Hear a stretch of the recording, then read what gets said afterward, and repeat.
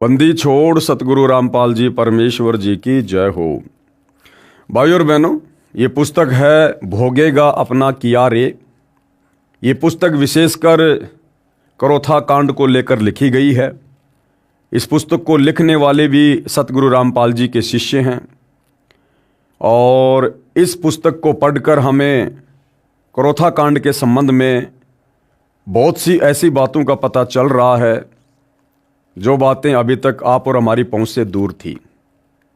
यानी करोथा कांड क्यों हुआ, किन लोगों ने करवाया, क्या कारण था, और उस समय हरियाणा के मुख्यमंत्री भूपेंद्र सिंह हुड्डा की इस करोथा कांड को करवाने में क्या भूमिका रही थी, सतगुरु रामपाल जी ने उसके विषय में क्या कुछ कहा है। और जिन भी गांव वालों ने करोथा कांड में प्रत्यक्ष या अप्रत्यक्ष रूप से अपनी भूमिका निभाई थी, आगे चलकर उन लोगों को कर्म फल के तहत क्या क्या सजा प्राप्त हुई। बहुत से लोगों का परिवार सर्वनाश को प्राप्त हुआ, किसी का बेटा मरा, किसी की बेटी मरी, कोई स्वयं तड़फ तड़फ कर एक्सीडेंट में या भयंकर बीमारी से मरा। और भी बहुत सारी बातें जो हम आगे इस पुस्तक के माध्यम से जानेंगे।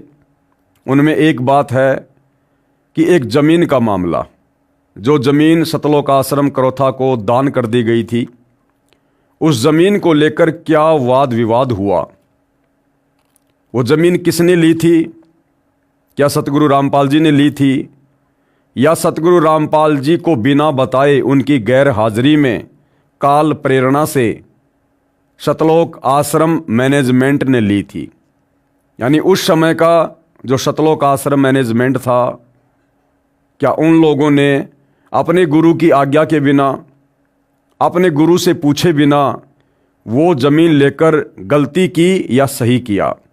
इन तमाम बातों पर हम आज विचार करेंगे और साथ में हम ये शिक्षा भी प्राप्त करेंगे कि निकट भविष्य में ऐसी गलती आप और हम भगत कभी भी ना करें, जो गलतियां आज से पहले हमारे खुद के भगत भाई करोथा कांड के समय इस ज़मीन को लेकर कर चुके हैं।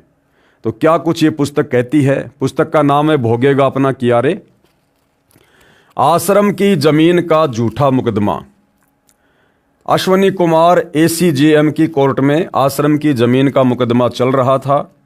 जज अश्वनी कुमार के विषय में भ्रष्टाचार की शिकायत माननीय पंजाब तथा हरियाणा हाई कोर्ट में मुख्य न्यायाधीश को की गई, जो इस प्रकार है। यानी सतलोक आश्रम वालों ने इस जज के ऊपर शिकायत हाई कोर्ट में की और वो क्या शिकायत थी वो यहाँ पर बताया जा रहा है। विषय श्री अश्वनी कुमार मेहता CJM रोहतक कोर्ट के भ्रष्टाचार की जांच करके उचित कानूनी कार्रवाई करने हेतु प्रार्थना पत्र। श्रीमान जी, निवेदन है कि हम राष्ट्रीय समाज सेवा समिति के लगभग 10 लाख सदस्य आप जी से निवेदन करते हैं कि उपरोक्त जज श्री अश्वनी कुमार मेहता CJM की जांच करके इनके खिलाफ सख्त कानूनी कार्रवाई करने की प्रार्थना करते हैं।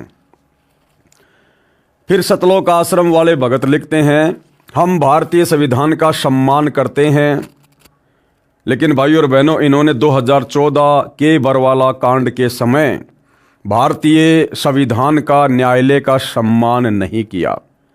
यहाँ तो सतलोक आश्रम से जुड़े भगत इस पुस्तक में लिख रहे हैं कि हम माननीय संविधान का सम्मान करते हैं। भाई, फिर 2014 के बरवाला कांड में क्या हो गया था? उस समय भी तो इसी संविधान के तहत माननीय न्यायालय ने सतगुरु रामपाल जी को चंडीगढ़ की उनकी पेशी पर तारीख पर हाजिर होने के लिए नोटिस भेजा था, सम्मन भेजा था। फिर आप सतलोक आश्रम वालों ने संविधान का सम्मान क्यों नहीं किया? क्यों आप लोगों ने सतगुरु रामपाल जी को चंडीगढ़ की तारीख पर नहीं जाने दिया? और क्यों आप लोगों ने पुलिस प्रशासन को सतलोक आश्रम के अंदर नहीं जाने दिया? और क्यों आप सतलोक आश्रम के मुख्य भक्तों ने, सतगुरु रामपाल जी के परिवार वालों ने हमारे जैसे नादान भक्तों को भ्रमित करके काले कपड़े पहनकर, कमांडो बनाकर, क्यों पुलिस वालों के सामने हाथों में हथियार देकर, डंडे पत्थर देकर मरने मारने के लिए खड़ा कर दिया? आज आप कह रहे हो कि हम भारतीय संविधान का सम्मान करते हैं, उस समय कहाँ चला गया था आपका ये मान सम्मान? आपने सतगुरु रामपाल जी के 6 भक्तों की मौत करवा दी 2014 बरवाला कांड में, भारतीय संविधान का सम्मान ना करके, और आज आप बात कर रहे हो मान और सम्मान की। हम भारतीय संविधान का सम्मान करते हैं।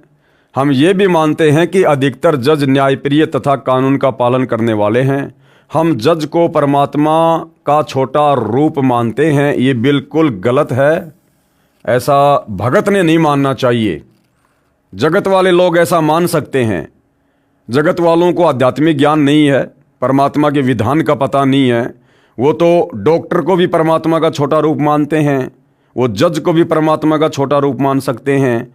लेकिन सतगुरु रामपाल जी का भगत जिसको तत्व ज्ञान हो जाता है, उसके बाद वो परमात्मा का स्थान किसी अन्य को नहीं दे सकता, छोटा या बड़ा। तो भगत के लिए ये कहना कि हम जज को परमात्मा का छोटा रूप मानते हैं, ये भगत की नालायकी है, भगत की ज्ञानहीनता है। परमात्मा केवल एक ही है, वो छोटा है या बड़ा है, भगत के लिए वही सब कुछ है। जिसकी कलम में एक व्यक्ति की जीवन व मृत्यु का फैसला होता है। यदि कोई ऐसे माननीय तथा सम्माननीय पद पर विराजमान जज अपने स्वार्थवश कानून को अनदेखा करता है, गरीब जनता को न्याय नहीं देता है, वह न्यायालय की छवि खराब करता है, तो उसे पद पर बने रहने का कोई अधिकार नहीं है। जज श्री अश्विनी कुमार मेहता माननीय के भ्रष्टाचार तथा अन्याय का उल्लेख।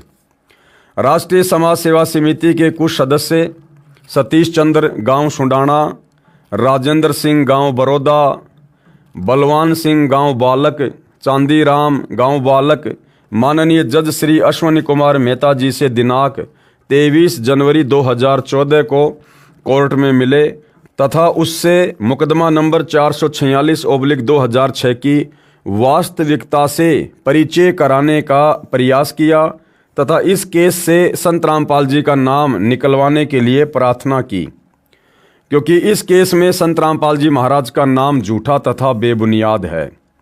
माननीय जज श्री अश्विनी कुमार जी ने कहा कि अब कोर्ट का समय है, आप मुझे कोर्ट के समय के बाद मिलना, तब तक मैं इस केस की फाइल पढ़ लूँगा। हमारे उपरोक्त सदस्य माननीय जज श्री अश्विनी कुमार से पुणे मिले तथा उनको बताया मामला ये है कि सतलोक आश्रम करोथा की ज़मीन पर झूठा मुकदमा number 446 date 21/7/2006 Rohtak court Haryana में विचाराधीन है। जिस समय ये ज़मीन कुछ भक्तों द्वारा बंदी छोड़ भक्ति मुक्ति ट्रस्ट को स्वेच्छा से दान की गई। हमारे सतगुरुदेव संत रामपाल जी महाराज हरियाणा से बाहर महाराष्ट्र प्रांत में सत्संग करने के लिए गए हुए थे। उनको तो जमीन लेने के बारे में 3 महीने के बाद जब हरियाणा में आए तब बताया गया था कि हम सर्व भक्तों ने विचार विमर्श करके 3 एकड़ जमीन का टुकड़ा गांव करोथा जिला रोहतक में आश्रम के लिए भक्तों ने ही दान किया है। अब देखो भाइयों और बहनों, सबसे बड़ी गलती जो भगत करता है काल प्रेरणा से, वो ये करता है। हमें पूज्य गुरुदेव भगवान कहते हैं कि बच्चों, गुरु की आज्ञा आव ही और गुरु की आज्ञा जाए, कहे कबीर उस भगत को फिर 3 लोक भय नाए। यानी शिष्य का ये परम धर्म है कि अपने गुरु की आज्ञा के बिना, अपने गुरु से पूछे बिना वो कोई भी कार्य ना करे। लेकिन यहाँ सतलोक आश्रम मैनेजमेंट करोथा ने बहुत बड़ी गलती की। जिनको आज हम बड़े बड़े भगत मान रहे हैं, उन्होंने बहुत बड़ी गलती की। सतलोक आश्रम करोथा को किसी भगत ने स्वेच्छा से जमीन दान करनी चाहिए। और उस समय सतगुरु रामपाल जी महाराष्ट्र में सत्संग करने के लिए गए हुए थे और उस समय मोबाइल जैसी सुविधा विशेष तौर पर उपलब्ध नहीं थी। इसलिए सतलोक आश्रम वाले भगत कह रहे हैं कि वो जमीन हम लोगों ने ले ली। यानी देने वाला भी भगत और लेने वाले भी भगत। वो देने वाला भी महामूर्ख और लेने वाले भी महामूर्ख। ना जमीन देने वाले भगत ने सतगुरु से आज्ञा ली और ना जमीन लेने वाले सतलोक आश्रम मैनेजमेंट करोथा वाले भक्तों ने सतगुरु से आज्ञा ली। यानी दान देना चाहिए गुरु को, लेकिन देने वाले ने जमीन दान किसको दी? भक्तों को। और भाइयों और बहनों, यही गलती आगे चलकर सतगुरु रामपाल जी के लिए एक नई समस्या पैदा कर देती है। यह गलती निकट भविष्य में हम भक्तों ने नहीं करनी चाहिए। इस पुस्तक से हमने यही तो शिक्षा लेनी है। क्या आवश्यकता थी भाई जमीन लेने की? अगर आपने जमीन लेनी भी थी तो जमीन दानकर्ता से आपने प्रार्थना करनी चाहिए कि भाई देखो, आप जमीन दान कर रहे हैं और सतगुरुदेव इस समय महाराष्ट्र में सत्संग के लिए गए हुए हैं, संपर्क हो नहीं पा रहा। जब सतगुरुदेव वापस आए उसके बाद आप जी जमीन दान कर देना। हम तो उनके शिष्य हैं, उनके भगत हैं, हम अधिकारी नहीं हैं दान लेने के। और गुरु की आज्ञा के बिना हम ये जमीन आपसे दान में नहीं ले सकते।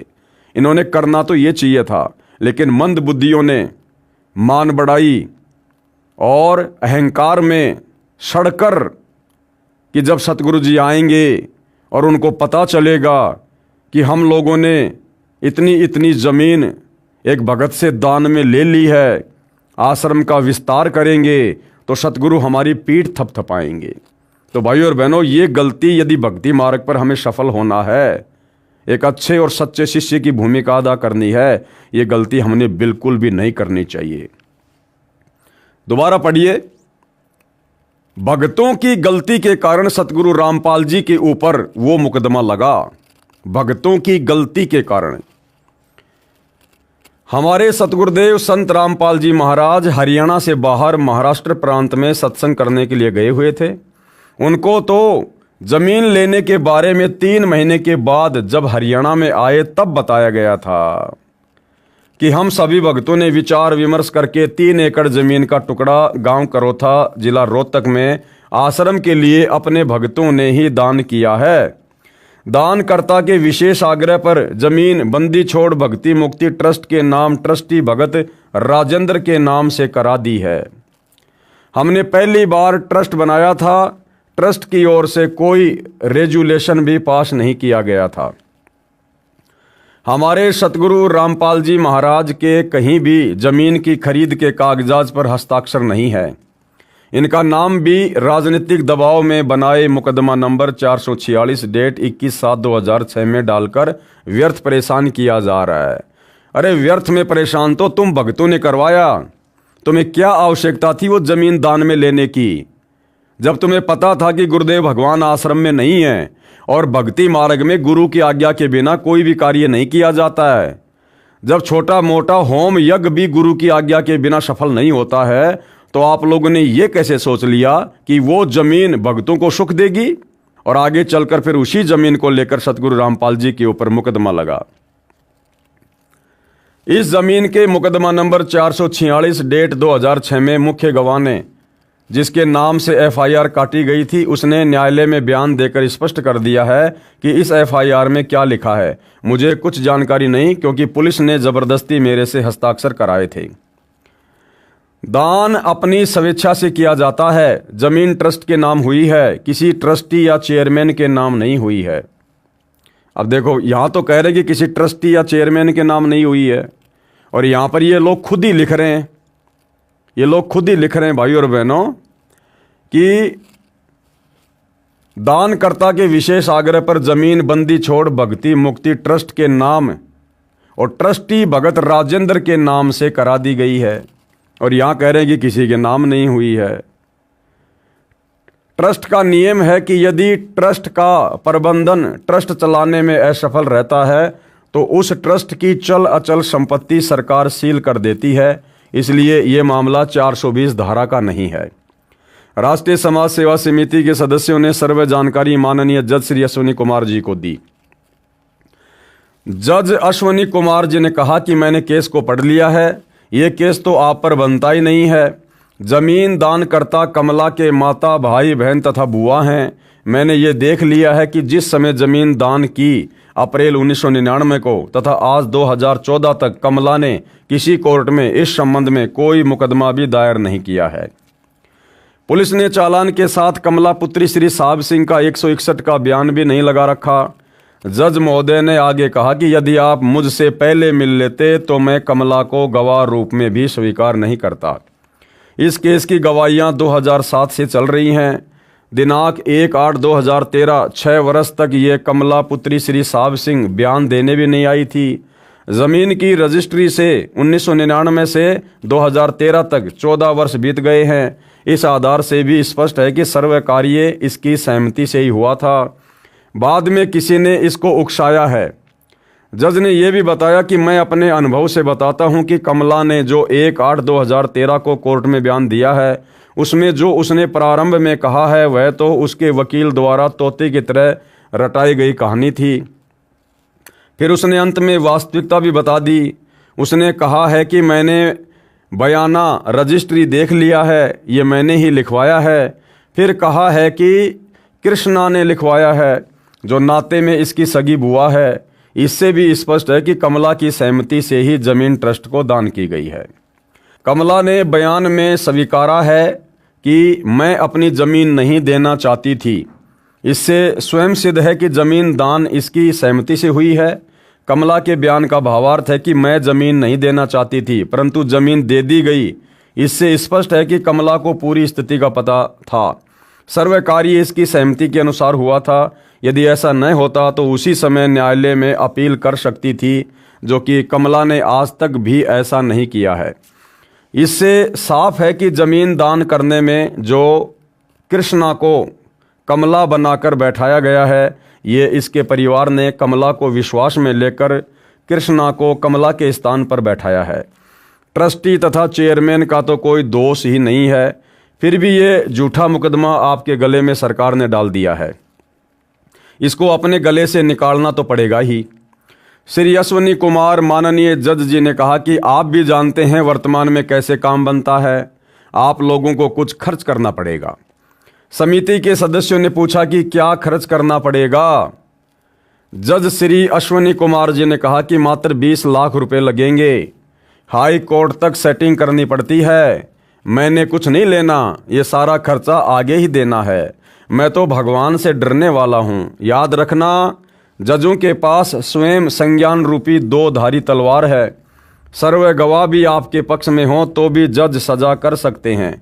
चाहे गवाह आपके विरुद्ध हों तो भी स्वयं संज्ञान लेकर बरी कर सकते हैं।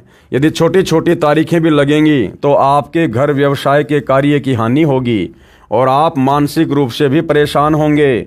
आपको इससे 20 लाख से भी अधिक हानि हो जाएगी, विचार कर लेना।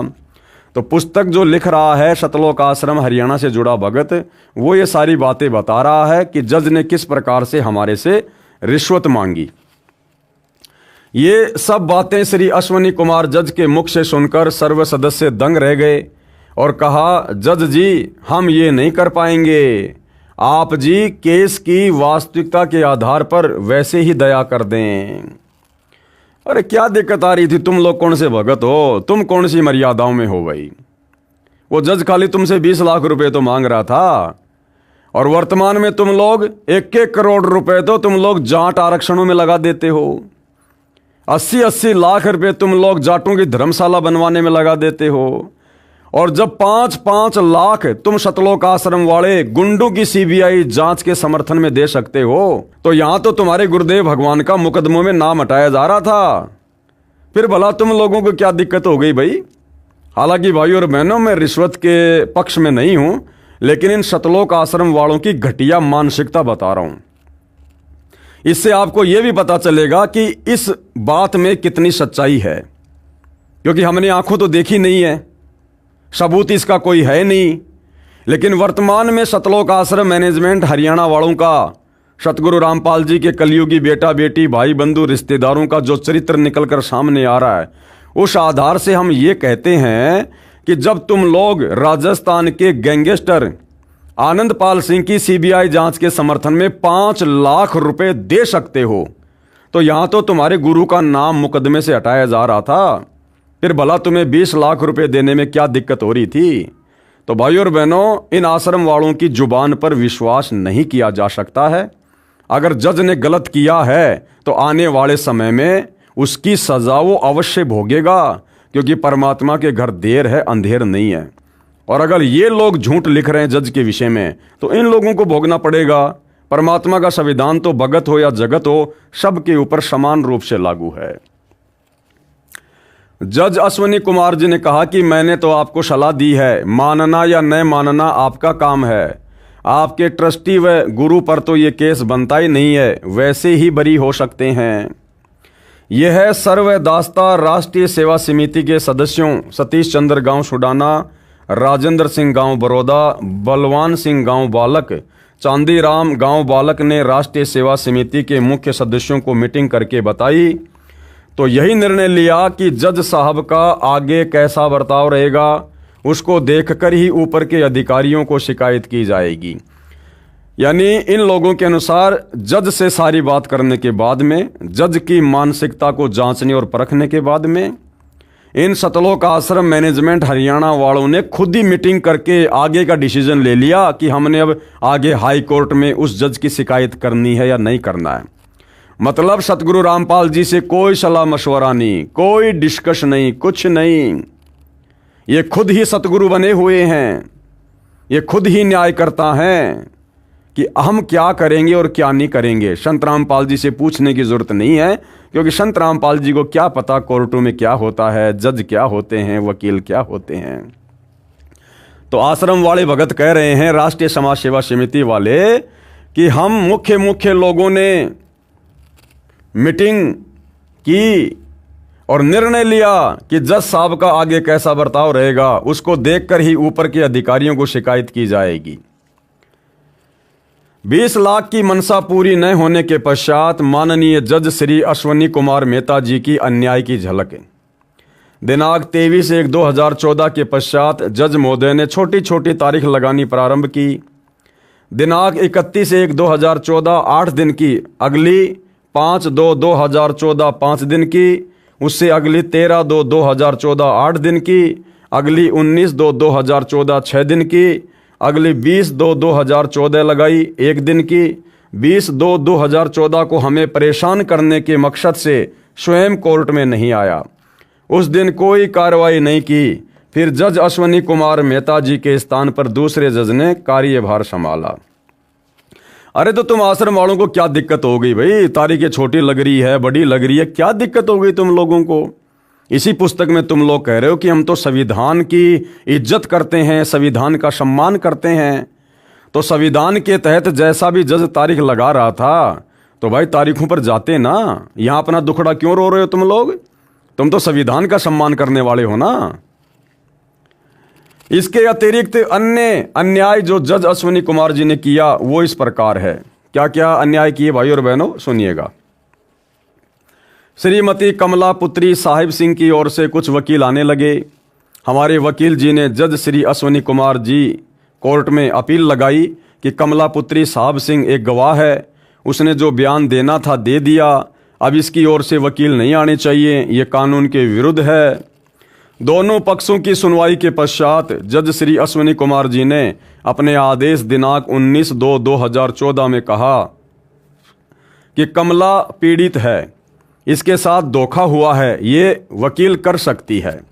20 लाख की हवस पूरी ना होने के कारण माननीय जज श्री अश्वनी कुमार जी ने पक्का इरादा कर लिया था कि स्वयं संज्ञान के जरिए ट्रस्ट के ट्रस्टी तथा चेयरमैन को सजा देगा ही देगा। ये आदेश पारित करते समय कमला के कोर्ट में दिए बयान को भी अनदेखा कर दिया। जज साहब पहले स्वयं कह रहे थे कि कमला की सहमति से जमीन दान की गई है, ये बात इसके बयान से स्पष्ट है। और 20 लाख रुपए न मिलने के कारण कमला को बाद में जज साहब ने विक्टिम यानी पीड़ित घोषित कर दिया और लिख दिया कि इसकी जमीन धोखे से दान की गई है। कमला को पीड़ित घोषित करना ही सिद्ध करता है कि जज ने बदनीयत से ही ये आदेश दिया है। कमला पीड़ित है तो सिद्ध कर दिया कि अन्य सब दोषी हुए। जज श्री अश्वनी कुमार जी ने अपने आदेश में भी स्पष्ट किया कि केस दर्ज कराने वाला करतार सिंह कमला का सगा चाचा है। फिर यह भी कहा कि वह दोषियों के साथ मिली भगत करके हॉस्टाइल हो गया है। जमीन दान करने वाले कमला के माता भाई बहन हैं, क्या वे भी कमला से धोखा करके हमारे को मुफ्त जमीन दे सकते हैं? जज श्री अश्विनी कुमार जी ने 20 लाख रुपए की हवस पूरी न होने के कारण कानून का जानकार होते हुए भी जानबूझकर गैर जिम्मेदाराना आदेश पारित करके अपनी मलिन मानसिकता को प्रदर्शित किया और सम्माननीय न्यायाधीश की छवि को धूमिल किया। अरे तो तुम लोगों ने भी तो गैर जिम्मेदाराना कार्य किया। अपने गुरुदेव भगवान की गैर हाजिरी में तुम लोगों ने जमीन दान लेने की क्या आवश्यकता थी? क्या ये गैर जिम्मेदाराना कार्य नहीं था? अगर तुम ये गैर जिम्मेदाराना कार्य ना करते तो आज तुम्हें क्यों कोर्ट में परेशान होना पड़ता? क्यों सतगुरु रामपाल जी पर उसी जमीन को लेकर यह मुकदमा होता? जबकि सर्वोच्च न्यायालय का आदेश number 2009 3310 for criminal appeal number 1695 of 2009 स्पष्ट करता है कि यदि ए ने बी की जमीन बी बनकर सी को बेच दी या दान कर दी तो ए दोषी है, सी दोषी ठहराया जा सकता है। हम तो सी हैं, जमीन प्राप्त करने वाले हैं, हम पर यह मुकदमा ही नहीं बनता। ये राजनीतिक दबाव से बनाया गया है। अरे तो कौन से राजनीतिक दबाव में बनाया गया और किस राजनेता के दबाव में बनाया गया उसका भी नाम लिख देते हैं यहाँ पर कि वो राजनेता कौन है। आधी अधूरी बातें क्यों कर रहे हो भाई? यह राजनीतिक दबाव से बनाया गया है, इसे समाप्त किया जाना चाहिए था। सर्वोच्च न्यायालय का यह आदेश भी जज महोदय ने लालचवश अनदेखा कर दिया। यदि सर्वोच्च न्यायालय के आदेश के विरुद्ध यदि जमीन लेने वाले दोषी बनाए गए हैं फिर तो तहसीलदार, रजिस्ट्री क्लर्क तथा अर्जी निवश को भी दोषी बनाया जाना चाहिए था, जिन्होंने सारे कागजात की पूरी जांच पड़ताल करके रजिस्ट्री की है। यहाँ पर यह बताना भी अनिवार्य है कि जमीन दान की रजिस्ट्री ट्रस्ट के नाम है। ये किसी ट्रस्टी तथा चेयरमैन की निजी संपत्ति है और न ही हो सकती। इसलिए हमारा परोपकार के लिए प्रयत्न है, जिसे धोखा 420 की संज्ञा नहीं दी जा सकती। पूरे घटनाक्रम को जानकर यह निष्कर्ष निकलता है कि कमला ने अपनी जमीन स्वेच्छा से ट्रस्ट को दान की है। किन्हीं कारणों से यह तहसील में उपस्थित नहीं हो पाई।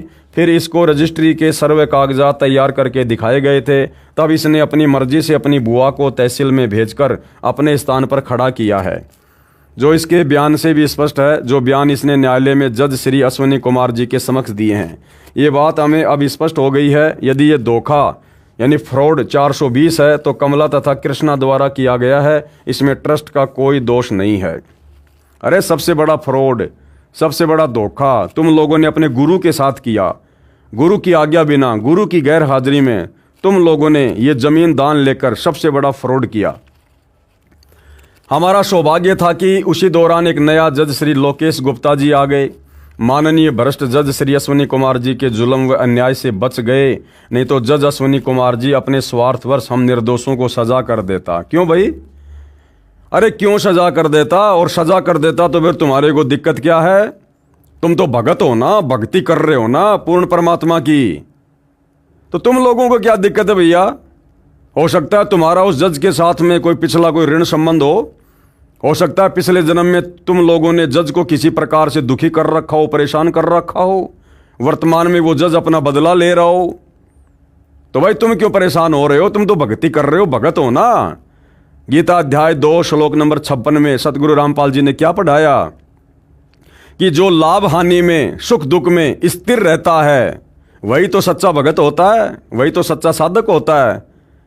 तो तुम लोग इतने क्यों परेशान हो रहे थे भाई? क्यों दुखी हो रहे थे? तुमने तो भक्ति करनी थी। नाम परमात्मा ने दे रखा है, वो चाहे जेल में बैठ के जप लो, चाहे रेल में बैठ के जप लो। आत्मा का कल्याण तो उससे होना है। 2 टाइम की रोटी आश्रम में खानी, घर पे खानी, चाहे जेल में बैठ के खा लेते। तुम क्यों परेशान हो रहे थे फिर इतने कि हमारा सौभाग्य जज चेंज हो गया, वरना वो जज तुम्हें फांसी तोड़ देता। अगर तुम मर्यादित भगत थे तो फिर डर क्यों रहे थे? अगर तुम मर्यादा में थे तो सामना करते भैया। अगर वो जज गलत होता तो आने वाले समय में वो अपनी सजा भोगता, और तुम गलत थे तो तुम भोगते। तुम तो सच्चे सदगुरु की शरण में हो ना, फिर डरने और घबराने की क्या आवश्यकता थी मेरे भाई? विश्वसनीय सूत्रों से ज्ञात हुआ कि श्री अश्विनी कुमार जज 20 लाख रुपए न मिलने के कारण कितने घटिया हथकंडे अपना रहा है। अब देखो भाइयों और बहनों, क्या लिखा जा रहा है? विश्वसनीय सूत्रों से ज्ञात हुआ। अर्थात स्पष्ट तौर पर ये भगत लोग यहां बताने से डर रहे हैं, घबरा रहे हैं। फिर तुम काहे कि भगत हो भाई? अरे हमें क्या पता कि तुम जो बात बोल रहे हो सही है।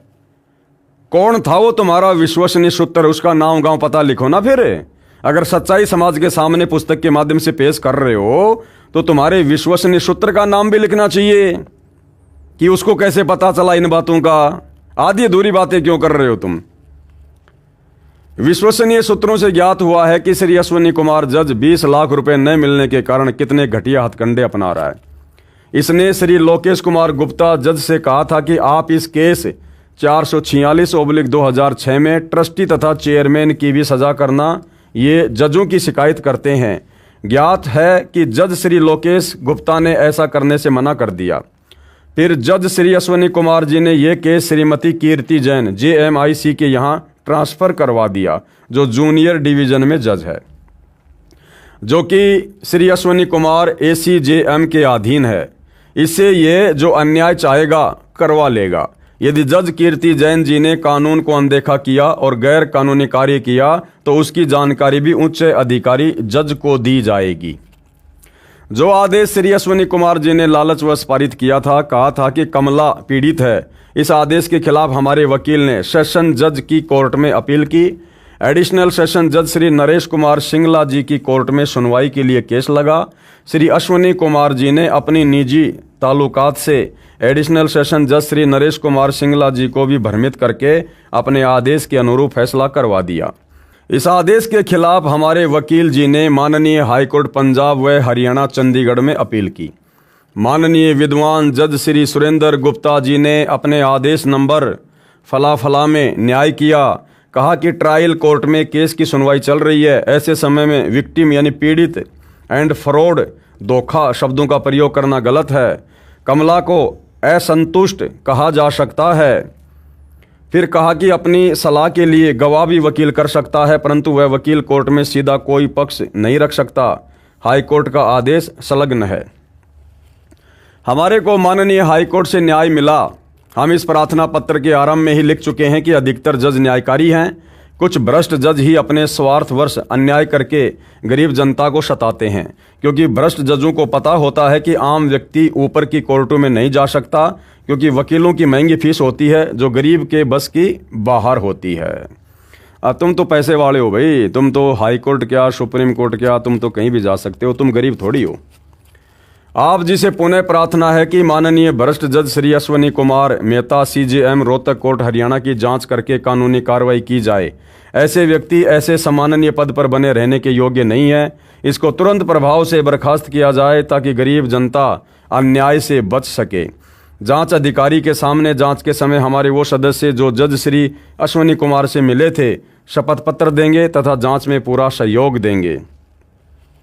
कानून को अनदेखा करके जज श्री अश्विनी कुमार जी ने अच्छा नहीं किया। यदि गरीब जनता ने दुखी होकर कानून को अनदेखा कर दिया तो क्या होगा? यदि इस जज के खिलाफ कार्रवाई नहीं हुई तो हम सर्वे 10 लाख राष्ट्रीय समाज सेवा समिति के सदस्यों को संवैधानिक तरीके से आंदोलन व प्रदर्शन करने के लिए विवश होना पड़ेगा। कौन कह रहे हैं? राष्ट्रीय समाज सेवा समिति वाले। इनको भक्ति नहीं करनी, इनको ये बकवादी करनी है इस प्रकार की। इनको अपने भगवान पर विश्वास नहीं, इनको अपने गुरुदेव पर विश्वास नहीं, इनको भक्ति मर्यादाओं पर विश्वास नहीं। अब ये समाज को सुधारेंगे इस प्रकार से आंदोलन करके। अरे समाज को सुधारने के लिए परमात्मा धरती पर आए हुए हैं भाई, वो अपने हिसाब से सुधारेंगे। वो आंदोलन करके अपने भक्तों से करवा के समाज को नहीं सुधारेंगे। समाज सुधरेगा तत्व ज्ञान से, इस ज्ञान से, भक्ति से। अब इस ज्ञान को तुम खुद ही नहीं समझ पा रहे, फिर भला वो जज कैसे सुधरेंगे, जनता कैसे समझेगी? और क्या कर लिया तुम लोगों ने अभी तक भाई? अरे इतने वर्ष बीत गए, हम आंदोलन करेंगे, प्रदर्शन करेंगे। कर लिया तुम लोगों ने आंदोलन? सुधार दिया तुम लोगों ने जज को? दिलवा दी तुम लोगों ने फांसी उस जज को? तो भाई और बहनों, परमात्मा कह रहे करनी तज कथनी कथया ज्ञानी दिन रात, और कुत्ते जू भौंकत फिर सुनी सुनाई बात है। ये जो इस प्रकार की बातें हैं, जजों के खिलाफ आंदोलन करना या प्रदर्शन करना, ये सतगुरु रामपाल जी के ज्ञान और विधान के बिल्कुल खिलाफ है, विपरीत है ये। प्रार्थी राष्ट्रीय समाज सेवा समिति के सभी 10 लाख सदस्य, और ये समिति पूर्ण रूप से धार्मिक तथा गैर राजनीतिक है। फिर वर्तमान में राजनीति में क्यों घुस गए भाई? अगर ये समिति गैर राजनीतिक थी तो वर्तमान में भाई क्यों राजनेताओं के तलवे चाट रहे हो तुम सतलोक आश्रम वालों? 2019 में तुम कांग्रेस सरकार के चरणों में जाकर बैठ गए, तुमने कांग्रेस का समर्थन किया। 2024 में तुम बीजेपी के चरणों में जाकर बैठ गए। आज वर्तमान में तुम बीजेपी का समर्थन कर रहे हो और कह रहे हो कि यह संस्था गैर राजनीतिक है। आगे क्या लिखा जा रहा है? आर्य समाजियों को रिश्वत लेकर बरी किया। जज सविता कुमारी के भ्रष्टाचार की शिकायत की गई, जो इस प्रकार है। सेवा में माननीय मुख्य न्यायाधीश पंजाब एवं हरियाणा हाईकोर्ट चंडीगढ़। अब देखो भाइयों और बहनों, जो ये राष्ट्रीय समाज सेवा समिति वाले, ये कोई पाकिस्तानी नहीं है। राष्ट्रीय समाज सेवा समिति को हो चाहे सतलोक आश्रम मैनेजमेंट हरियाणा का हो, केवल नाम चेंज किया है कागजों में। इन्होंने जो समिति बनाई थी राष्ट्रीय समाज सेवा समिति 2010 में, तो समिति क्या है? समिति एक नाम है। भगत सारे वो के वो हैं, कोई प्रधान बना है, कोई अध्यक्ष बना है, कोई क्या बना है। अब ये क्या कह रहे हैं ये लोग? जज सविता कुमारी के भ्रष्टाचार की शिकायत की गई, जो इस प्रकार है। अरे नालायकों, अपने गुरुदेव के चरणों में अर्जी लगा देते कि गुरुदेव भगवान, ये बात है, हमने जो गलती करी थी आपकी गैर हाजिरी में जमीन लेने की, ये परमात्मा हम कान पकड़ के माफ़ी मांगते हैं, आगे से ऐसी गलती नहीं करेंगे। ये परमेश्वर हम नीचों पर दया करो। अरे तो जजों का जज सतलोक आश्रम बरवाड़ा में बैठा था ना भाई। अरे जो हमारा मुकदमा धर्मराज के कोर्ट में लड़ेगा ऊपर, ये यहाँ के छोटे मोटे जज फिर क्या है उसके आगे? इस परमात्मा से बड़ा कोई न्यायकारी है क्या? अदली असल कबीर है, कुल के सतगुरु एक। अदली यानी न्यायकारी, न्यायकारी परमात्मा केवल एक कबीर है, और तुम्हारा गुरु स्वयं कबीर है। और तुम अर्जियां लगाते फिर रहे हो इन नकली कोर्टों में, लगाते अपने गुरुदेव भगवान के चरणों में अर्जी कि परमात्मा गलती हो गई, नादान है, आपके बच्चे माफ करो, आगे से ऐसी गलती नहीं होगी। अरे जजों का रिमोट परमात्मा के हाथ में है, 2 मिनट में परमात्मा प्रेरणा कर दे, लेकिन तुम्हारी बुद्धि वहां तक तो जाती नहीं है। गुरु को तो तुम मानुष मानते हो, अपने से नीचा मानते हो। तुम तो खुद ही गुरु बने हुए हो, सारे काम तो तुम खुद कर रहे हो। 2010 में जब से तुम लोगों ने राष्ट्रीय समाज सेवा समिति बनाई है, तुम लोगों ने सत्यानाश कर दिया भक्ति का, बेड़ा गर्क कर दिया तुम लोगों ने, अंत में बरवाला कांड करवा कर छोड़ा। सेवा में माननीय मुख्य न्यायाधीश पंजाब एवं हरियाणा हाईकोर्ट चंडीगढ़। विषय जज श्रीमती सविता कुमारी JMIC रोहतक के भ्रष्टाचार की जांच करके उचित कानूनी कार्रवाई करने हेतु प्रार्थना पत्र। एक छोटी सी अर्जी सतगुरु रामपाल जी के चरणों में भी लगा देते भाई, तुम्हें कोर्टों के चक्कर ही नहीं काटने पड़ते। निवेदन है कि हम राष्ट्रीय समाज सेवा समिति के लगभग 10 लाख सदस्य आपसे निवेदन करते हैं कि उपरोक्त जज की जांच करके सख्त कार्रवाई करने की प्रार्थना करें। तुम्हारी गुलाम है वो हाईकोर्ट, जो तुम्हारे आदेशों पे चलेगी। तुम खुद अपने गुरु के आदेशों पर नहीं चलते, तो तुम्हारी गंदी जुबान से लगाई गई प्रार्थना से जज कैसे चलेंगे? हम मानते हैं कि अधिकतर जज कानून का पालन करने वाले हैं, न्यायप्रिय हैं। हम जज को परमात्मा का छोटा रूप मानते हैं। भाई नहीं मानते। हम सतगुरु रामपाल जी के साध संगति से जुड़े भाई बहन इस मत से सहमत नहीं है। हमारा परमात्मा चाहे वो छोटा है चाहे बड़ा है, सतगुरु रामपाल जी है। ये कबीर भगवान ही है और कोई परमात्मा नहीं है। एक 2 कोटि के जीव को परमात्मा की संज्ञा देना परमात्मा की तौहीन है। जिसकी कलम में एक व्यक्ति की जीवन मृत्यु का फैसला होता है, नहीं होता। अगर आप सतगुरु रामपाल जी के भगत हो तो भगत कभी भी अन्याय नहीं करेगा, गलत काम नहीं करेगा।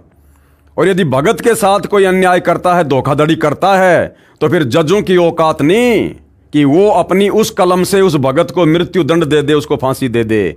फिर वो सतगुरु कौन से दिन काम आएगा? फिर जो भक्ति तुम कर रहे हो, फिर ये कौन से दिन काम आएगी? ऐसे माननीय तथा सम्माननीय पद पर विराजमान व्यक्ति अपने स्वार्थवश अन्याय करता है, गरीब जनता को न्याय नहीं देता। अरे गरीब जनता सतगुरु रामपाल जी का ज्ञान समझकर भक्ति करे, फिर परमात्मा के हाथ में है अपनी भगत की समस्या। फिर देखो उसके काम कैसे होते हैं। वह न्यायालय की छवि को खराब करता है, उसे पद पर बने रहने का कोई अधिकार नहीं है। मामला यह है कि हमारे कुछ सदस्यों पर मुकदमा नंबर फला फला माननीय जज सविता जी की कोर्ट में विचाराधीन है।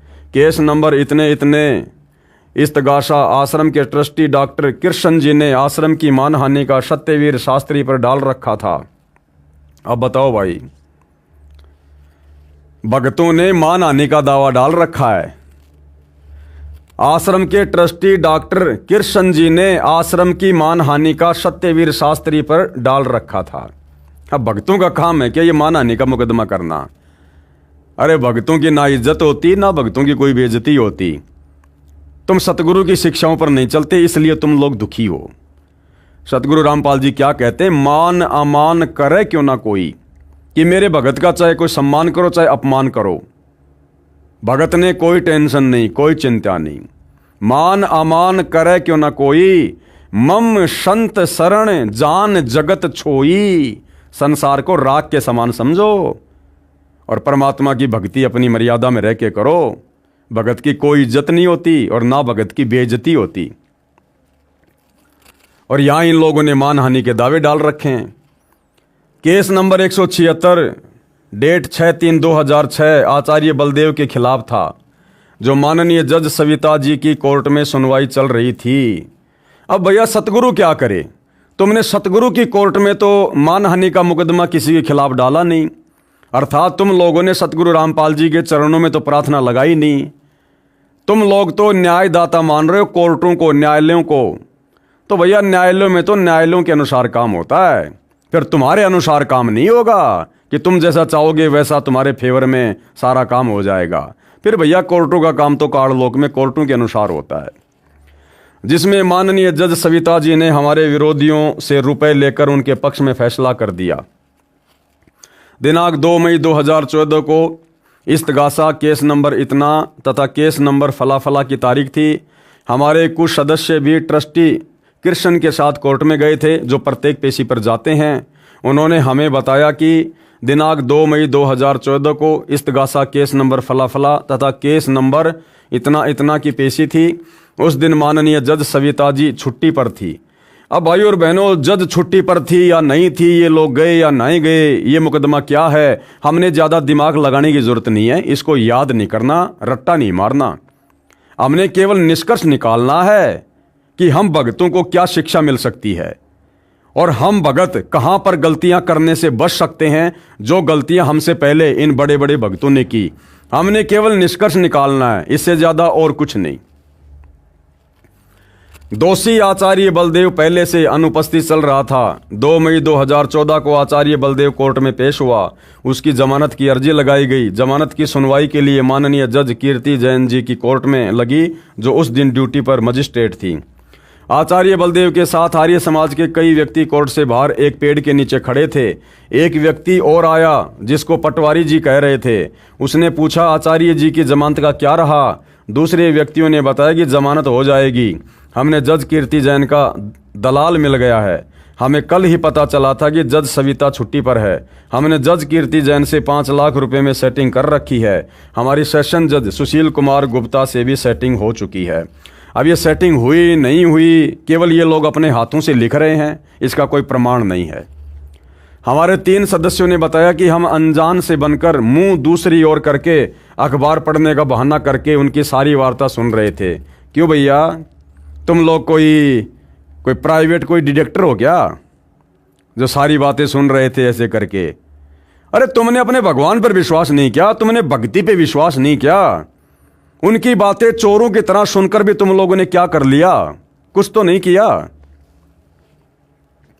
हमारे 3 सदस्यों ने बताया कि हम अनजान से बनकर मुंह दूसरी ओर करके अखबार पढ़ने का बहाना करके उनकी सारी वार्ता सुन रहे थे, जिनके नाम हैं विजेंद्र निवासी गांव गांधरा, महेंद्र निवासी मादीपुर दिल्ली, ओम प्रकाश निवासी गांव गांधरा। ये थे वो एजेंट जो अखबार पढ़ने का बहाना करके सारी बातें सुन रहे थे। उस व्यक्ति ने, जिसको पटवारी जी कह रहे थे, फिर पूछा कि जो मुकदमे रामपाल के चेलों ने कर रखे हैं, जो सविता जज की कोर्ट में आचार्य बलदेव तथा सत्यवीर शास्त्री पर चल रहे हैं, इनकी क्या संभावना है? आर्य समाज के व्यक्तियों ने कहा कि सविता जज का भी दलाल मिल गया, सब सेटिंग हो गई है, दोनों मुकदमों में बरी हो जाएंगे। और रामपाल और उसके चेलों पर 2 मुकदमे हैं, एक आश्रम की जमीन का तथा दूसरा करोथा कांड का। इनमें इनकी सजा कराएंगे। ये भी सेटिंग जजों से हो चुकी है। वही हुआ जो सुना था। 2/5/2014 को वर्किंग जज सविता कुमारी की छुट्टी थी। दूसरी जज कीर्ति जैन ड्यूटी मजिस्ट्रेट के यहाँ जमानत लगी। जमानत मंजूर हो गई।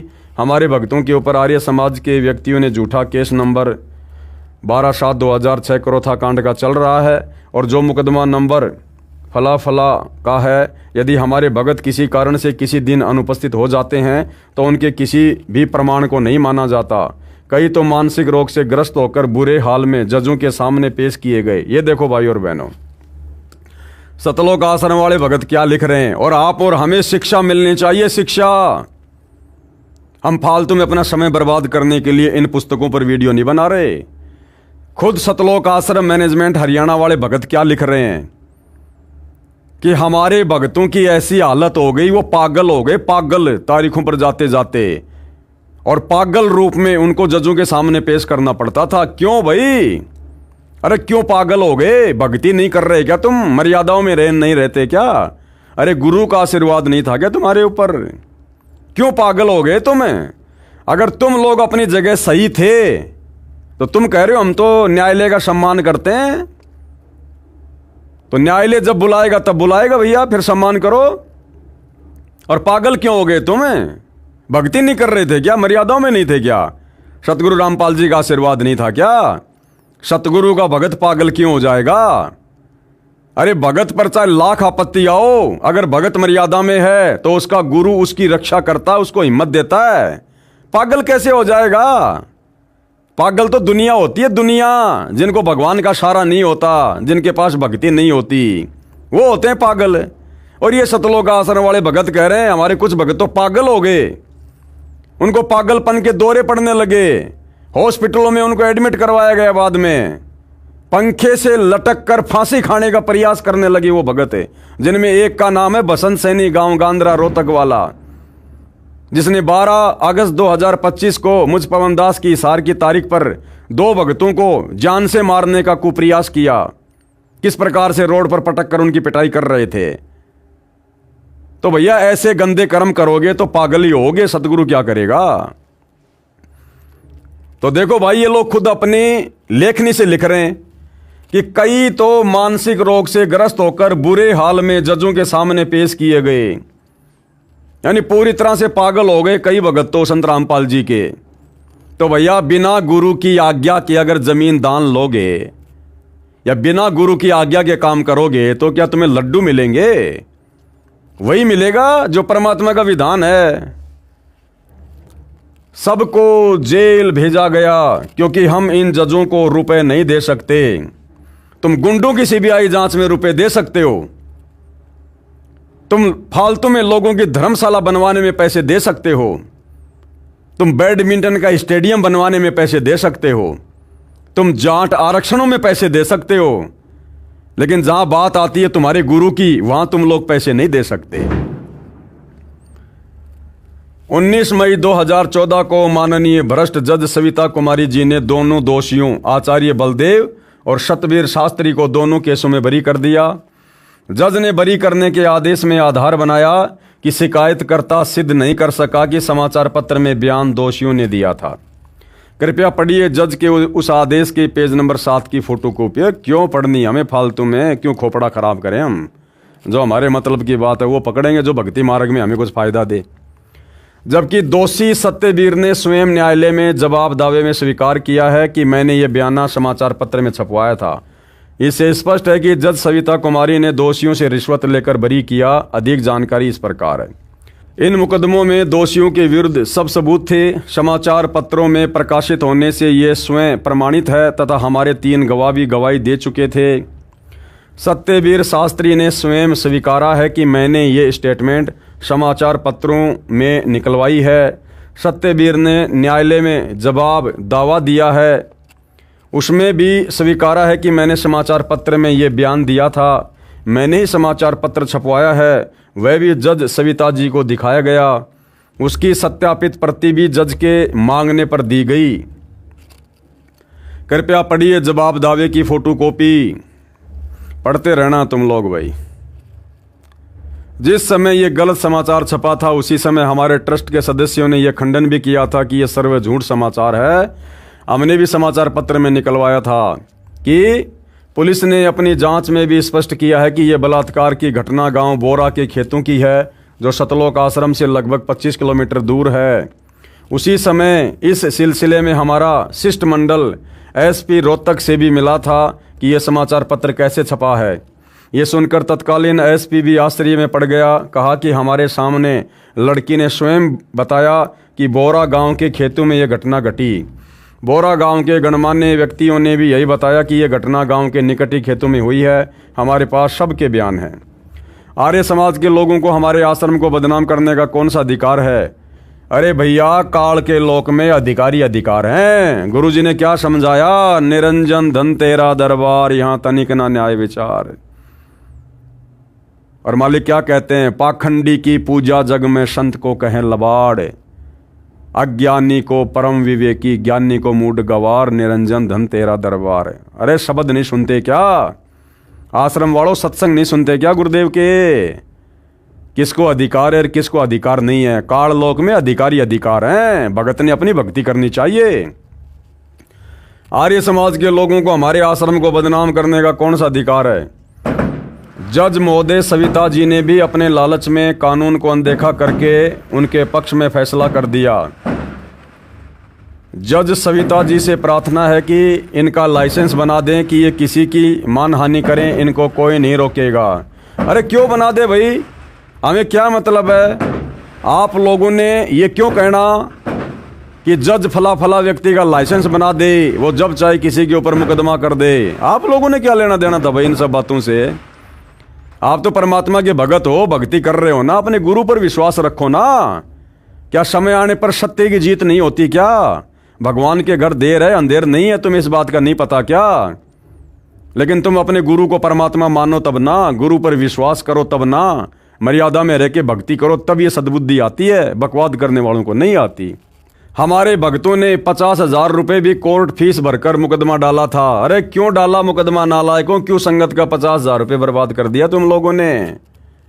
अरे गुरुजी से मिल बैठकर सलाह कर लेते, उनके चरणों में प्रार्थना लगा देते। परमात्मा जो सलाह देता बिल्कुल सही देता नालायकों। तुम्हें मुकदमा डालने की क्या आवश्यकता थी? अरे गुरु ने क्या समझाया? जो तोकू काटा बोवे ताको बोतू फूल, कि जो तुम्हारे ऊपर मुकदमा करे तुम उसके ऊपर मुकदमा ना करो।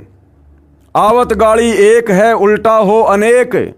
गुरुजी तो आने वाली गाड़ी के जवाब में गाड़ी देने को भी मना करते हैं, और तुम लोगों ने 50,000 रुपये कोर्ट में फीस भर के सामने वाले पे मुकदमा कर दिया। अरे भैया, भक्ति कर रहे थे, ड्रामा कर रहे थे, सत्संग तो सुनते नहीं थे, भक्ति विधान का तुम्हें ज्ञान नहीं, और अपनी मर्जी से अपनी बकवादे करने में लगे हुए थे। तो सतगुरु भी क्या करेगा भाई? सतगुरु भी यही देखता है कि करने दो इन नालायकों को जो कर रहे हैं वो। जब इनकी घिस निकल लेगी अपने आप सीधे हो जाएंगे।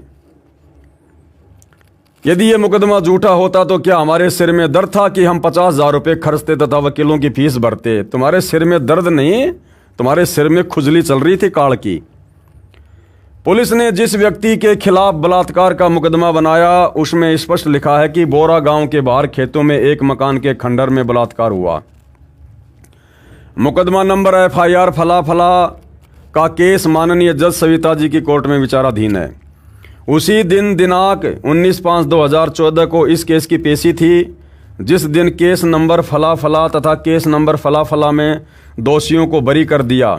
उसी दिन मुकदमा नंबर फला फला की तारीख पेशी थी।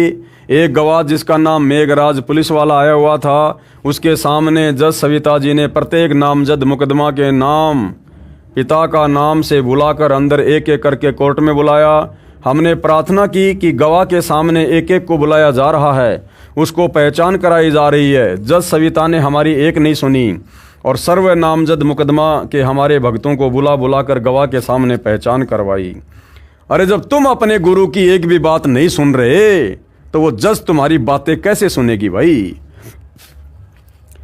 इससे भी स्पष्ट है कि जज सविता जी लालच में अंधी हो गई और कानून की भी पालना नहीं कर रही। तो तुम लोग भी तो काल प्रेरित होकर अपने गुरुदेव के आदेशों की पालना नहीं कर रहे थे।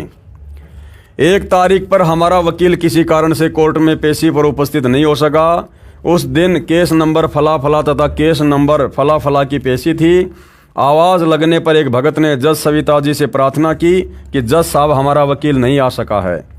इस बात पर जज बहुत क्रोध में आकर बोली कि बुलाओ अपने वकील को, नहीं तो मैं एक तरफा फैसला कर दूंगी। जो भगत इस केस की पेशी पर पैरवी के लिए जाते हैं तथा जिन पर यह मुकदमा बना रखा है, उनमें से 4 व्यक्तियों ने, एक का नाम है जगदीश निवासी पंजाब खोड़, विजेंद्र निवासी गांद्रा, महेंद्र निवासी मादीपुर दिल्ली, ओम प्रकाश निवासी गांद्रा ने दिनांक 25/3/2014 को जज सविता जी से प्रार्थना की कि ये मुकदमा जो रोड जाम का है, ये राजनीति के दबाव में झूठा बनाया गया है।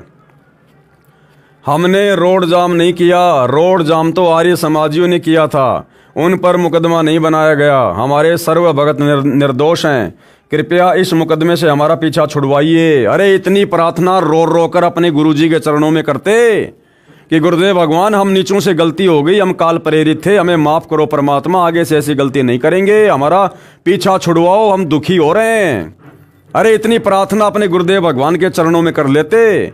अगर गुरु के सामने प्रार्थना करने से शर्म आ रही थी तो अपने घर पर दरबार साहिब में कर लेते। वो अंतर्यामी तो हृदय से की गई पुकार को वहां से भी सुन लेता है। तो जो अपने गुरु के आगे नहीं रोता, नहीं गिड़गिड़ाता, फिर वो जजों के आगे रोता है। 2006 से सैकड़ों पेशियों पर आए हैं, हम घर का कार्य भी नहीं कर सकते, हम बहुत दुखी हो चुके हैं। और तुम लोगों ने वर्तमान में मुझ पवन दास पर 4-4 मुकदमे लगवा रखे हैं। अरे मैं भी तो तारीखों पर जा रहा हूं भाई, मेरे भी तो काम धंधे में दिक्कत आ रही है, मेरा भी तो परिवार है। तुम्हें अपनी समस्या दिखाई दे गई, दूसरों की समस्या दिखाई नहीं देती। जज ने कहा कि कुछ कोर्ट का खर्चा भरना पड़ेगा, मुकदमा जल्दी तथा तुम्हारे पक्ष में हो जाएगा। हमने कहा जी कितने रुपए खर्च करना पड़ेगा? देख लो, अब यहां पर ये रिश्वत दे रहे हैं।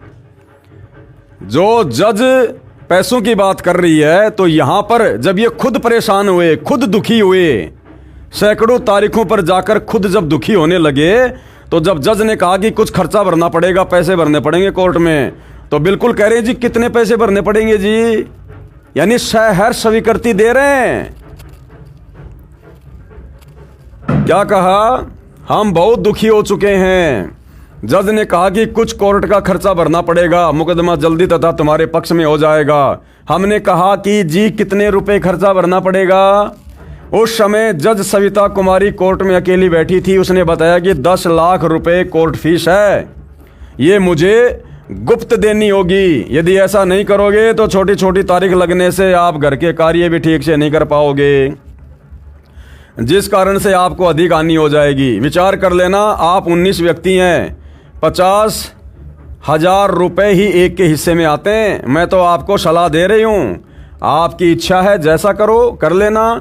10 लाख रुपए कोर्ट फीस सुनकर हमें आश्चर्य तो हुआ, परंतु कहा कि मैडम हम विचार करके बताएंगे। ये लो जी, हम विचार करके बताएंगे। अर्थात ये लोग स्पष्ट रूप से जज को मना नहीं कर पाए। इन लोगों ने आपस में सलाह मशवरा किया, और जब लगा कि भैया इतना पैसा तो हम नहीं दे पाएंगे, तब जाकर इन्होंने मना किया।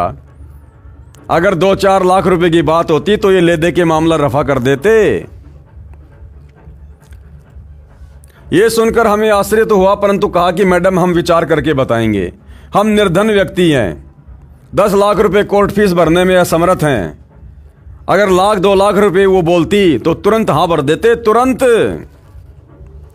इसलिए हमने दोबारा जज से कोई बात नहीं की। उसके पश्चात तो जज सविता का हमारे प्रति आक्रामक रवैया हो गया, छोटी छोटी तारीख देने लगी। 25/3/2014 के पश्चात 26/4/2014 31 दिन की।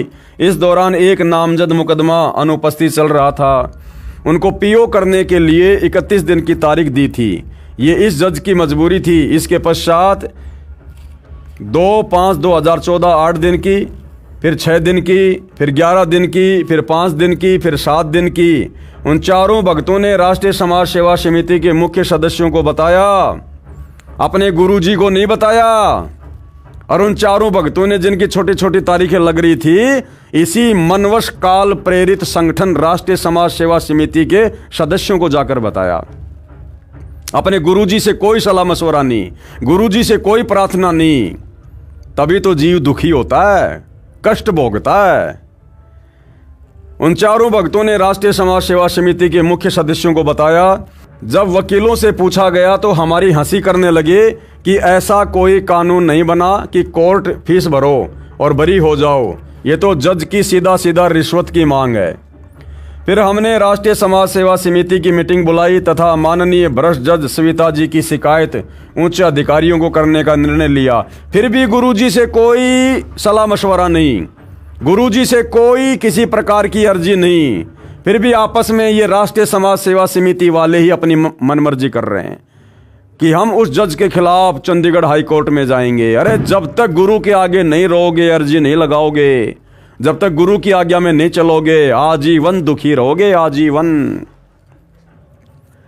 आप जी से नम्र निवेदन है कि भ्रष्ट जज की जांच करके कानूनी कार्रवाई की जाए। हाँ करेंगे, तुम्हारे नौकर हैं वो। आप जी की अति कृपया होगी और न्यायालय की गरिमा बनी रहेगी। जांच अधिकारी को हमारे चारों भगत शपथ पत्र भी देंगे। यदि भ्रष्ट जज पर कार्रवाई नहीं हुई तो हम राष्ट्रीय समाज सेवा समिति के सर्वे 10 लाख सदस्य संवैधानिक तरीके से आंदोलन करने के लिए मजबूर होंगे। ये आंदोलन करना, धरने, प्रदर्शन, रैलियां निकालना, ये संत रामपाल जी के भक्ति विधान में नहीं है। ये सारे के सारे कार्य बरवाला कांड के समय और बरवाला कांड के बाद इस मनवश काल प्रेरित संगठन राष्ट्रीय समाज सेवा समिति ने अर्थात सतगुरु रामपाल जी के परिवार ने किए और करवाए हैं। जब तक इस भ्रष्ट जज को पद से मुक्त नहीं किया जाएगा तब तक आंदोलन करेंगे। अभी तक तो भैया वो अपने पद से बर्खास्त नहीं हुआ और तुम लोग क्यों अपने घरों में बैठ गए हार मान के? पड़े रहो रोडों पर, करो आंदोलन, करो धरने, प्रदर्शन, रैलियां। क्यों हार मान गए राष्ट्रीय समाज सेवा समिति वालों? आप जी से पुनः निवेदन है कि इस माननीय भ्रष्ट जज सविता कुमारी जी को बर्खास्त करके सख्त कार्रवाई की जाए। इससे हमें न्याय की कोई उम्मीद नहीं है। अरे न्याय भाई किस ब्रह्मांड में नहीं है? निरंजन धन तेरा दरबार, यहां तनिक ना न्याय विचार। सत्संग सुना करो, सत्संग। धन्यवाद। प्रार्थी राष्ट्रीय समाज सेवा समिति के 10 लाख सदस्य। ये समिति पूर्ण रूप से धार्मिक तथा गैर राजनीतिक है। फिलहाल तो ये राजनीतिक हो गई, राजनेताओं के तलवे चाटने लग गए सतलोक आश्रम वाले। तो भाई और बहनों, इस प्रकार की बहुत सारी बातें इस पुस्तक में लिखी हुई हैं और आप और हमारा मकसद, हमारा उद्देश्य केवल और केवल शिक्षा ग्रहण करना है ताकि निकट भविष्य में आप और हमारे से किसी भी प्रकार से गुरुदेव के वचनों की, आदेशों की अवहेलना ना हो जाए और इन भक्तों की तरह फिर हम दुखी ना हों। तो हमने विचार करना है। आगे क्या लिख रहे हैं? हमारा उद्देश्य महर्षि दयानंद का अपमान करना नहीं है। महर्षि दयानंद के विषय में जो भी जानकारी हमने दी है यह आर्य समाजियों द्वारा प्रकाशित पुस्तकों से है। फिर भी हम स्पष्ट करना चाहते हैं कि हम किसी का अपमान करने का उद्देश्य नहीं रखते, अपितु सतर्क करना चाहते हैं कि जो भक्ति दयानंद जैसे प्रभु प्रेमी ने की वह शास्त्र अनुकूल न होने से उनको भक्ति लाभ प्राप्त नहीं हुआ। शास्त्र अनुकूल भक्ति संत रामपाल जी महाराज के पास है, उसको जांचो, फिर नाम दीक्षा ग्रहण करके कल्याण करवाओ।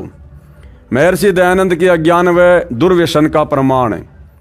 महर्षि दयानंद तमाकू खाता था, सूंघता था। इसका प्रमाण पुस्तक महर्षि दयानंद सरस्वती का जीवन चरित्र के पेज नंबर 208 की फोटोकॉपी। ये उनके जीवन चरित्र के ऊपर लिखी गई पुस्तक है जिसमें ये प्रमाण है कि वो तमाकू खाया करते थे, अर्थात नशा किया करते थे और आर्य समाज उनको बहुत बड़ा समाज सुधारक मानता है, जबकि वो खुद तमाकू खाया करते थे, अर्थात नशा किया करते थे। और नशा करने वाला व्यक्ति कभी भी समाज सुधार नहीं कर सकता। तो ये लिखा हुआ भाई और बहनों, ये उसके पेज वगैरह। पुस्तक का नाम है जीवन चरित्र महर्षि स्वामी दयानंद सरस्वती। आप जी इस पुस्तक की PDF में देख सकते हैं, पढ़ सकते हैं। कौन सी पुस्तक है ये फोटोकॉपी जीवन चरित्र महर्षि दयानंद सरस्वती की है, जो अमर शहीद पंडित लेखराम द्वारा संकलित प्रमाणिक उर्दू भाषा का आर्य भाषा में अनुवाद है।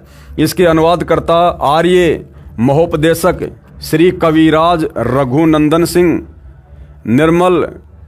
संपादक हैं श्री पंडित हरिश्चंद्र विद्यालंकार। प्रकाशक हैं आर्य समाज, नयाबास, दिल्ली 6, और ये प्रथम बार 2028। इस लेख में स्पष्ट है कि महर्षि दयानंद तम्बाकू सूंघते थे तथा तम्बाकू खाते भी थे। महर्षि दयानंद को श्रीमद् भगवद गीता का भी ज्ञान नहीं था। ऊपर पृष्ठ 208 की फोटोकॉपी में लिखे वृत्तांत से सिद्ध है कि महर्षि दयानंद का आध्यात्मिक ज्ञान शून्य था। प्रकरण इस प्रकार है। एक राम गोपाल वैश्य जो वेदांती था, उसने बहुत सी टीकाएं अर्थात अनुवाद गीता की देखी। गीता अध्याय 18 श्लोक 66 में वर्ज शब्द है। श्लोक 66 है, सर्वधर्मान परित्यज्य माम एकम शरणम व्रज अहम तवा सर्व पापेभ्यो मोक्षयामि मा शुचय। यह अध्याय 18 श्लोक 66 है गीता जी का। इस गीता अध्याय 18 श्लोक 66 के अनुवाद में सर्व टीकाकारों यानी अनुवादकों ने व्रज शब्द का विपरीत अर्थ आना किया है, जबकि व्रज का अर्थ जाना होता है। जैसे अंग्रेजी के शब्द गो का अर्थ जाना होता है, यदि कोई इसका अर्थ आना करता है तो वह विपरीतार्थ कर रहा है, जिस कारण से उस प्रकरण का यथार्थ भावार्थ नहीं जाना जा सकता। इसी शंका का समाधान कराने के लिए राम गोपाल वैश्य ने महर्षि दयानंद से जानना चाहा कि आप बताइए, व्रज का अर्थ जाना है, आना है, किस कारण से किया है, यह तो उचित नहीं है। महर्षि दयानंद ने शंका का समाधान इस प्रकार किया, कृपया पढ़ें। उपरोक्त फोटोकॉपी में लिखा है। ये संस्कृत भाषा में बोल के उन्होंने समाधान किया। ये उत्तर दिया कि उस अज्ञानी महर्षि दयानंद ने, लेखक ने लिखा है कि इस उत्तर को सुनकर राम गोपाल वैश्य बहुत प्रसन्न हुआ और उसने फिर पूछा कि कोई प्रमाण भी है। स्वामी जी, महर्षि दयानंद ने ऋग्वेद की 2-3 स्तुतियों के प्रमाण दिए। ये समझो कि प्रमाण के रूप में ऋग्वेद के 2-3 मंत्र सुना दिए। जिस प्रकार 7वीं कक्षा के विद्यार्थी ने एक अंग्रेज यात्री के रास्ता पूछने पर अंग्रेजी भाषा में उत्तर देना गर्व की बात जानकर छुट्टी के लिए प्रार्थना पत्र सिक लीव एप्लीकेशन सुना दी। अंग्रेज माथे में हाथ मारकर चला गया, ये सोचकर कि इस मूर्ख ने क्या उत्तर दिया। मैंने जानना चाहा था मार्ग, और ये सुना रहा है अंग्रेजी में छुट्टी के लिए प्रार्थना पत्र। महर्षि दयानंद अज्ञानी ने ऐसा समाधान किया उस रामगोपाल वैश्य के शंका का। कृपया पढ़िए गीता अध्याय 18 श्लोक 66 का यथार्थ अनुवाद संत रामपाल जी महाराज द्वारा किया गया है। श्रीमद् भगवद गीता का यथार्थ अनुवाद पुस्तक गहरी नज़र गीता में है। पुस्तक गहरी नज़र गीता ये सतगुरु रामपाल जी के द्वारा लिखी गई है। विशेष उपरोक्त समीक्षा संत रामपाल जी द्वारा अपने सत्संगों में बहुत बार की गई है तथा यथार्थ अनुवाद गीता अध्याय 18 श्लोक 66 का करके बताया है। अज्ञानियों के अज्ञान का पर्दाफाश परमात्मा का भेजा अवतार ही कर सकता है। परमात्मा का भेजा अवतार नहीं, स्वयं परमात्मा ही करता है, और सतगुरु रामपाल जी स्वयं परमात्मा ही हैं।